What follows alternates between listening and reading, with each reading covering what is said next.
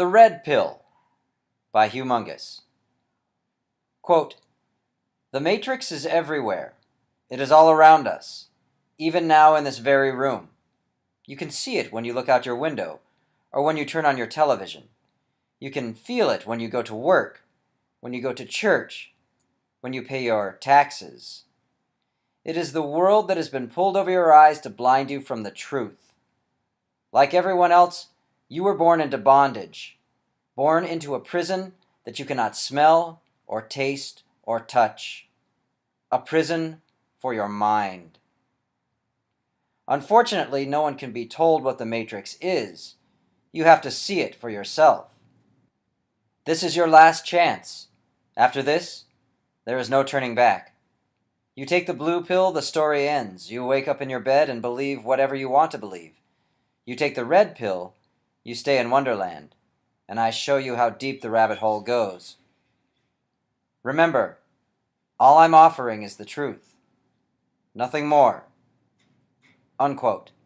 Morpheus, The Matrix. What if humanity became extinct this second, leaving its creations behind?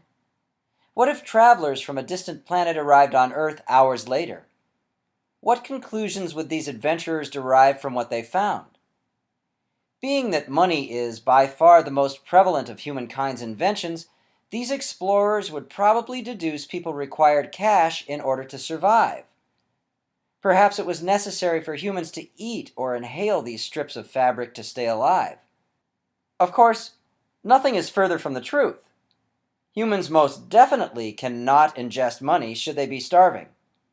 As far as breathing in these swatches of material, if we're suffocating, you're more likely to be thrilled at the thought of waiting in line at the DMV.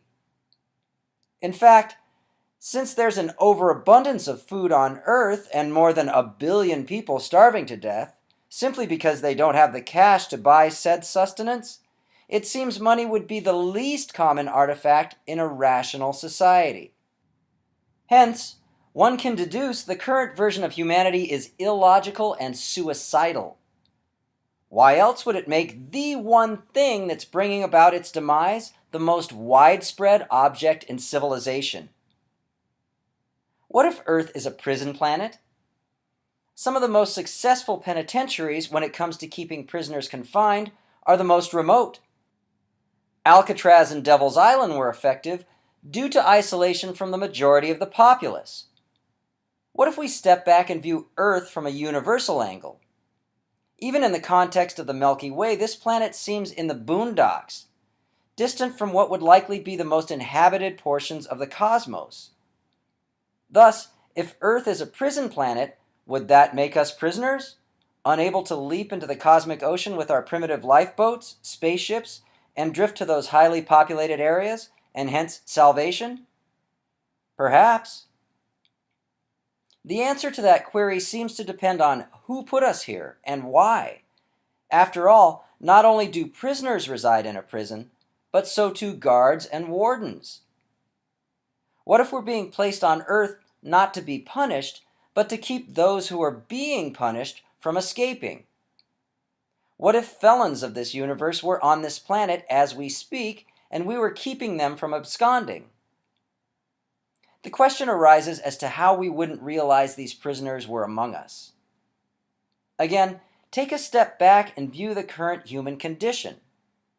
There are a handful of people in comparison to the total populace who are prospering, while the rest of us struggle to stay alive.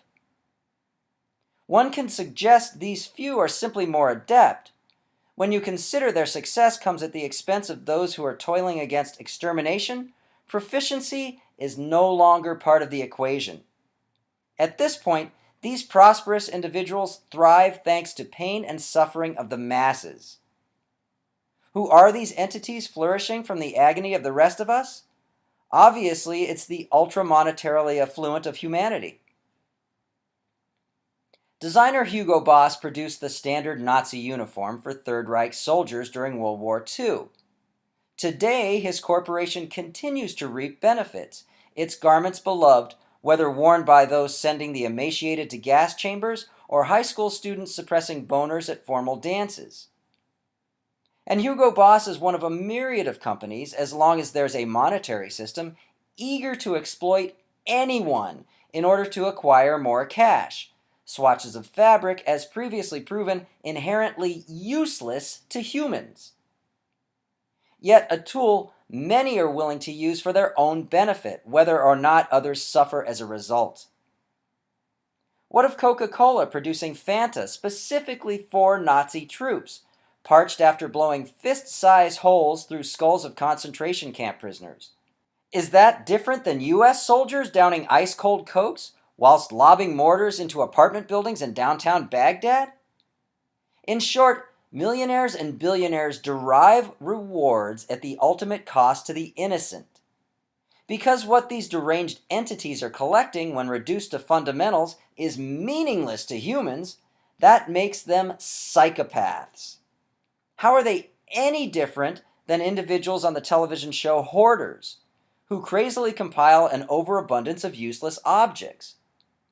Where's the dissimilarity between keeping 1,000,000 pointless strips of fabric in your coffers and 1,000,000 used tampons in your linen closet?